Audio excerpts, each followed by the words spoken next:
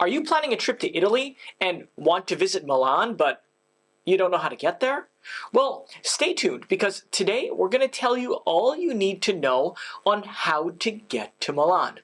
Stay tuned.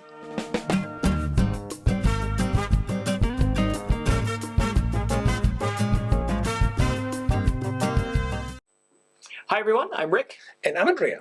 And today we will tell you all you need to know about getting to Milan. But first, if you like travel-related videos like this one, now it's a great time to hit the subscribe button down below so you'll never miss any future videos. Well, that's absolutely excellent advice. Thank you. So let's begin by flying. Milan has two airports, Milano Linate and Milano Malpensa. Milano Linate is located about 7.5 kilometers or 4.5 miles from the city center. Milano Linate Airport is the major hub in Milan for all domestic and European flights. It is an extremely busy airport, and if you are connecting in a European city to get to Milan, Linate is probably your best airport to land. To get to the city center from Linate, you can take a taxi that will take about 15 to 25 minutes to reach the city center depending on traffic. By metro, you can take the new Line 4 to the station of Dateo. From there, you can change from the line S1 or S6 for Piazza Duomo, and you're going to be right in the city center. Yeah. Another option is to take the bus number 73 that will take you to the city center. You will need to buy a bus ticket either at the newsstand or at the automatic ticket machine. It's up to you. Lastly, if you are thinking of taking a road trip to Italy, Milan Linate can be an excellent place to start, and you can find any major car rental company at this airport. Right, and the other Milan airport is the Malpensa airport, and that one is located about 55 kilometers or 34 miles northwest of the city center. Malpensa has a lot of international flights as well as low-cost flights. So if you're flying in from New York, Atlanta, Beijing, Cairo, Tel Aviv, and so on, you're probably going to land in Malpensa. To get to the Milan city center from Malpensa, you have a few options. For example, the taxi, they have a fixed rate of 104 euros from the airport to the city center, and the ride will take about 45 to 60 minutes depending on traffic. It's a long ride. Yep. The second option is to take the Malpensa Express, and it runs every 30 minutes from Terminal 1 and 2 to Milano Centrale train station. The train ride takes about 55 minutes and costs 13 euros, and all of this pricing is at the time of recording. You can buy the train ticket either online or at the airport station. Another option is the shuttle bus from Malpensa to Milano Centrale train station. That bus runs every 30 minutes, and the ride takes about 55 minutes. At the time of recording, it costs 10 euros. Lastly, you can rent a car at Malpensa and start your road trip from there.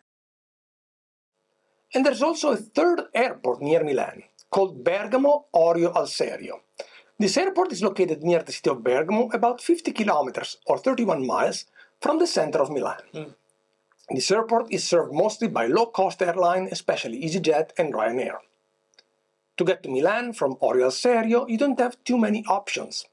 You can take the bus from the airport to Bergamo train station, and then from there you can take the train to Milan. There are also a few bus lines that connect the airport with Milan. We have left a link in the description below for some bus options to go to Milan from the airport. Okay, there. If you're in Rome, Venice, Florence, or anywhere else in Italy, the best option to get to Milan is by train. Exactly. Milan is one of the most important train hubs in Italy, and it's incredibly well connected by train to pretty much every city in continental Italy and even Europe. By the way, if you want to know more about Milan, check out this video up here. Absolutely. Milan has several train stations, but the most important for tourists is Milano Centrale. This train station is located right at the city center, and it is easy to reach by subway from pretty much everywhere in the city. Exactly. If you're taking the high-speed train from Venice, Torino, Florence, Rome, Naples, Milano Centrale will be your arrival station. It's also the most convenient. Exactly. The high-speed train from Venice, Santa Lucia to Milano Centrale takes about 2 hours and 27 minutes, approximately. Yeah, if there's no delays. Yeah. The high-speed train from Firenze Santa Maria Novella to Milano Centrale takes 1 hour and 55 minutes. From Roma Termini to Milano Centrale, the high-speed train takes about 3 hours and 5 minutes or 3 hours and 40 minutes, depending on how many stops it does. From Napoli Centrale to Milano Centrale, the high-speed train takes about 4 hours and 30 minutes. Yeah, and I absolutely recommend doing that either in first or in executive for those. Now, if you're visiting the Lake Como area, you can take the train to Milano Centrale from Como San Giovanni station, and the ride takes about 41 minutes. Lastly, if you're visiting the Cinque Terre, you can get to Milano Centrale from La Spezia, or the La Spezia station, in about 3.5 hours. As you can see, the train is probably the best way to get to Milan from any major tourist destination. Of course, this also works in the opposite direction. If you arrive in Milan by plane, the train is probably your best option to go to Venice, Rome, Florence, Naples, Cinque Terre, and so on. Our next option to get to Milan is by car.